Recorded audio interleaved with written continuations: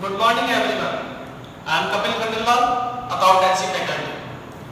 अभी तक अपन लोगों ने जो पढ़ा वो पढ़ा था कि methods of types of accounts and then type of accounts के बारे में अपन लोगों ने पढ़ा कि कितने टाइप्स के, 3 टाइप्स के थे, पर्सनल, रियल एंड नॉमिनल।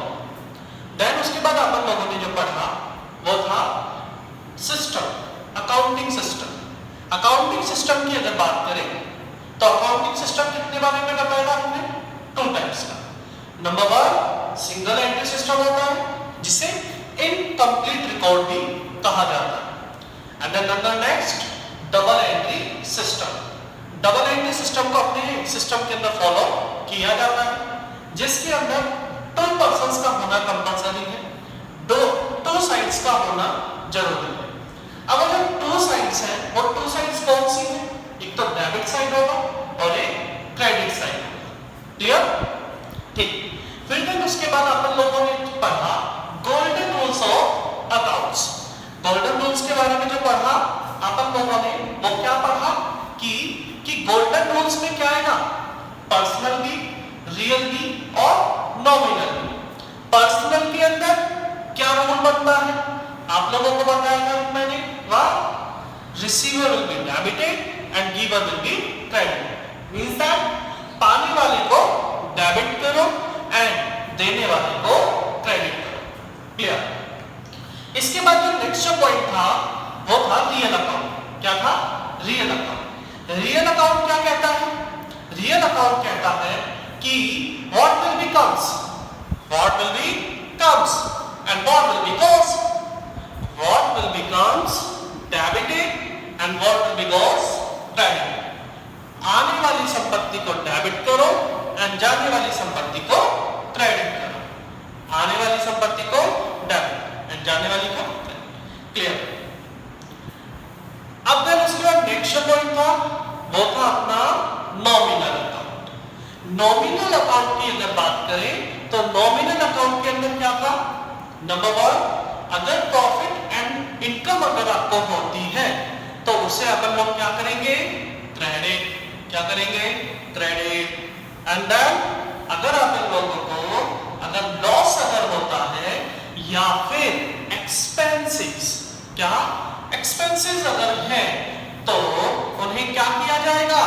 उन्हें डेबिट कर दिया जाएगा। ये तो थी अपनी कल तक की स्टोरी एंड आई होप आप लोग इसे एंजॉय कर रहे होंगे। ओके, नेक्स्ट अब अपन लोग आगे जो नेक्स्ट जो टॉपिक आता है अकाउंटिंग टर्म्स के बारे में भी पढ़ा था अपन लोगों ने, है ना? ओके, देन उसके बाद बात करते हैं अपन कि आगे का जो पॉइंट है वो है क्या लेकर चले आपका, ठीक है, identification of transaction. Identification of transaction. Identification of transactions। अब सुनो, आइडेंटिफिकेशन ऑफ ट्रांजैक्शंस का मीन्स क्या है? सुनना देखो ध्यान से। मतलब अपने को ट्रांजैक्शंस को क्या करना है? पहचानना है। क्या करना है? ट्रांजैक्शंस को पहचानना है। अब बात यह आती है कि सिर्फ पहचानना है, कैसे पहचानना मतलब समझ में नहीं आया, हमें अच्छे से समझाओ आप। चलो मैं बताता हूँ। आइडेंटिफिकेशन ऑफ ट्रांजैक्शन, सबसे पहले अपन बात करते हैं ट्रांजैक्शन की कि ट्रांजैक्शन क्या होता है। सुनना, मैंने एक ट्रांजैक्शन लिया, क्या लिया? Goods purchase from ₹1000 in cash. इसका मतलब समझो क्या है?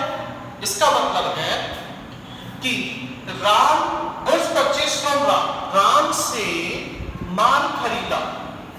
कितने रुपए का खरीदा? 1000 रुपए का खरीदा। और किस में खरीदा? नगद में। किस में खरीदा? नगद में।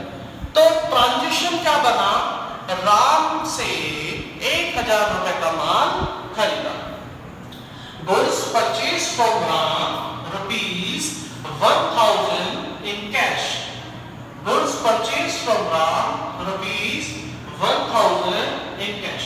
अब इस ट्रांजैक्शन के अंदर आपको आइडेंटिफाई करना है, मतलब कि पहचान करनी है। अब बात यह आती है कि सर पहचान क्या करनी है, सुनना तो देखो ध्यान से। सबसे पहली चीज ट्रांजैक्शन आपको आइडेंटिफाई करना है कि ये जो ट्रांजैक्शन है वो कैश का है या क्रेडिट का है, मतलब नगद का है या उधार का है। किसका? नगद का है या उधार का। एंड देन नंबर 2, इसमें आपको अकाउंट्स आइडेंटिफाई करने हैं कि इसमें कौन कौन सा अकाउंट इन्वॉल्व है। बात आती है कि सर अकाउंट्स इन्वॉल्व है, मतलब अकाउंट्स इन्वॉल्व है, इसका मतलब सुनना देखो ध्यान से। इसका मतलब है कि इस ट्रांजैक्शन के अंदर कौन कौन से अकाउंट्स इन्वॉल्व है, मतलब कि पर्सनल अकाउंट इन्वॉल्व है या रियल अकाउंट इन्वॉल्व है या फिर नॉमिनल अकाउंट इन्वॉल्व है। क्लियर है वाली बात? तो अपन लोगों को एक तो क्या आइडेंटिफाई करना है कि ट्रांजैक्शन कैश में है या क्रेडिट में है। एंड देन नंबर 2, अकाउंट्स जो है कौन सा अकाउंट इसके अंदर इन्वॉल्व हो रहा है। अब अकाउंट्स इन्वॉल्व की बात करें, अपन लोग कौन सा ट्रांजैक्शन या कौन सा सिस्टम फॉलो कर रहे हैं? Double entry system. कौन सा सिस्टम फॉलो कर रहे हैं? डबल एंट्री सिस्टम अपन लोग फॉलो कर रहे हैं। क्लियर है वाली बात? अब जब डबल एंट्री सिस्टम की बात आती है तो हम लोगों को क्या करना पड़ेगा? डबल एंट्री कहता है कि इस ट्रांजैक्शन के अंदर कम से कम दो अकाउंट का होना जरूरी, कम से कम 2 अकाउंट्स का एग्जिस्ट होना जरूरी है। कैसे? या तो पर्सनल या रियल अकाउंट हो, या फिर रियल हो, या फिर रियल भी हो सकता है और आपका क्या हो सकता है? नॉमिनल भी हो सकता है। क्लियर है वाली बात? तो वापस से कर लेते हैं। पर्सनल रियल हो सकता है, रियल हो सकता है, रियल नॉमिनल भी हो सकता है, पर्सनल नॉमिनल भी हो सकता है, रियल पर्सनल भी हो सकता है। ठीक है ना? नॉमिनल पर्सनल भी हो सकता है, मतलब कुछ भी हो सकता है, लेकिन एटलीस्ट 2 ट्रांजैक्शन का मतलब एटलीस्ट 2 अकाउंट्स का होना कंपल्सरी है। ठीक है वाली बात? आइए यहां तक पॉइंट समझ में? चलिए अब आगे देखते हैं अपन लोग इस वाले पॉइंट को करके। अब होगा क्या है इसके अंदर? देखो सिंपल सी चीज है, गुड्स परचेज। मैंने एक अकाउंटिंग टर्म सिखाई थी आप लोगों को, जिसके अंदर पहला जो टर्म था वो परचेज का था। किसका था? परचेज का। ठीक है वाली बात? अब परचेज की अगर मैं बात करूं तो परचेज करना मेरे लिए क्या होता है? असेट्स होता है। परचेज क्या करना? गुड्स।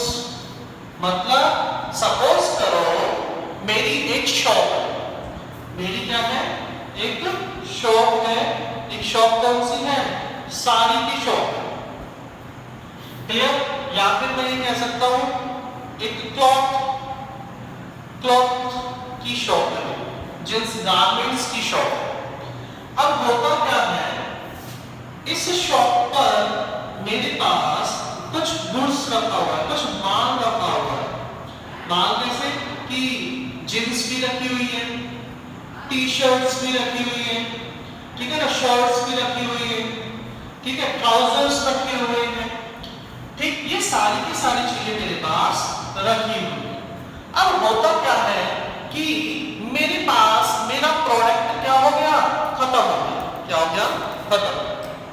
तो मुझे क्या करना पड़ेगा? मुझे गुड्स ऑर्डर करनी पड़ेगी। अब ऑर्डर करूंगा तो मेरे पास मेरा माल वापस आ जाएगा। तो मैंने क्या किया, गुड्स को परचेज किया। मैंने jeans, T shirts, trousers, shorts, ये सब की सब चीजें क्या करी, परचेज कर ली। किस पर्पस से, सेलिंग पर्पस। किस पर्पस से, सेलिंग पर्पस। ठीक, तो वो मेरे लिए क्या बन जाती है, असेट्स। क्या बन जाती है, असेट्स बन जाती है। क्लियर है मेरी बात? चलिए यहां तक बात क्लियर होती है। अब बात ही आती है कि यहां तक तो पहुंच गए सर हम लोग, आगे देखते हैं ये क्या कह रहा है, असेट्स। और असेट्स की अगर मैं बात करूं तो अगर असेट्स कौन सा अकाउंट आता है, असेट्स अगर है तो वो होता है रियल अकाउंट। कौन सा अकाउंट होता है, रियल अकाउंट। बिकॉज ऑफ, मैंने आप लोगों को बताया था कि अगर एनी टाइप ऑफ असेट्स अगर आ जाती है तो वो अकाउंट अपना रियल अकाउंट के अंदर चला जाता है। किसके अंदर चला जाता है, रियल अकाउंट के अंदर चला जाता है। तो असेट्स आया, असेट्स के अंदर कौन सा अकाउंट आ गया, रियल अकाउंट आ गया। तो एक अकाउंट तो अपना क्लियर हो गया। क्लियर। अब दूसरी बात करते हैं, फॉर राम किससे परचेज किया है, राम से परचेज। किससे परचेज किया, राम से। अब जब राम से परचेज किया तो राम कौन है, पर्सन है। कौन है, पर्सन। और पर्सन है तो क्या है, नेम। क्या है, नेम है ना। और अगर नेम है तो कौन सा अकाउंट होगा, बोलो जल्दी से, पर्सनल अकाउंट। कौन सा अकाउंट होगा, पर्सनल अकाउंट होगा। क्लियर है वाली बात? अब ये भी आ गया। तो दो अकाउंट की नीड होती है, दोनों के दोनों आ गए। लेकिन अभी क्वेश्चन खत्म नहीं हुआ। एक क्वेश्चन और ये कहता है कि मैं इन कैश, किसमें खरीदा है आपने, नगद में। तो नगद, कैश, कैश को क्या कहा जाता है, असेट्स। कैश को क्या कहा जाता है, असेट्स कहा जाता है। और असेट्स कौन सा अकाउंट होता है, रियल अकाउंट होता है। कौन सा अकाउंट, रियल अकाउंट। एक तो पहली चीज ये कि मैं जो भी टॉपिक आप लोगों को करा रहा हूं ना, उन्हें अपनी नोटबुक में आप लोगों को नोट कर दें। क्लियर है वाली बात? आपको अपनी नोटबुक में नोट करना है, जिससे अपने को पता रहे कि पर्सनल अकाउंट को आइडेंटिफाई कैसे किया जाएगा, रियल अकाउंट को आइडेंटिफाई कैसे किया जाएगा, नॉमिनल अकाउंट को आइडेंटिफाई कैसे किया जाएगा। ओके, रियल अकाउंट आया तो रियल अकाउंट आ गया तो इसका मतलब वो असेट्स है, कैश है। और ये हो गया अपना थर्ड अकाउंट। क्लियर। अब आप लोग बोलोगे कि सर आपने तो बोला कि सिर्फ दो अकाउंट होने चाहिए, यहां पर तो तीन आ गए, कैसे? सुनना देखो ध्यान से। जब कभी भी ट्रांजैक्शन नगद का होता है, किसका होता है, नगद का। क्लियर है। तो उस कंडीशन में जो पर्सनल अकाउंट होता है उसे क्या कर देते हैं, खत्म कर दिया जाता है। क्लियर है वाली बात? वापस से ध्यान से सुनना। जब कभी भी क्वेश्चन इसका हो, क्रेडिट बेस का ना हो बल्कि किस बेस हो, कैश के बेस पर हो, तो पर्सनल अकाउंट को क्या कर दिया जाता है, कैंसिल कर दिया जाता है। तो यहां पर नाम की कोई भी वैल्यू नहीं है। आई होप आप लोगों को यहां तक की टॉपिक क्लियर हुआ होगा। तो मैंने आप लोगों को बताया था, दो क्वेश्चन पूछे थे। पहला कि ट्रांजैक्शन जो है वो कैश का है या क्रेडिट का है। तो अपना पहला पॉइंट क्लियर हो गया कि ट्रांजैक्शन कैश का है। एंड नंबर 2, अकाउंट कौन कौन सा इन्वॉल्व है, तो पहला रियल अकाउंट इन्वॉल्व है और दूसरा भी कौन सा अकाउंट इन्वॉल्व है, रियल अकाउंट भी इन्वॉल्व है। क्लियर है वाली बात? आ गया समझ में? ठीक है।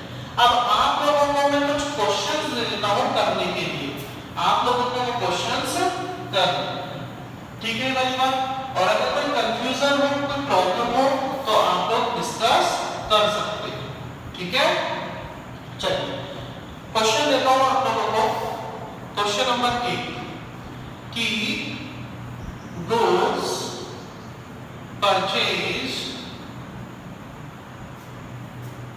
100 शाम, रुपीज 1000, और एक और दे देता हूं goods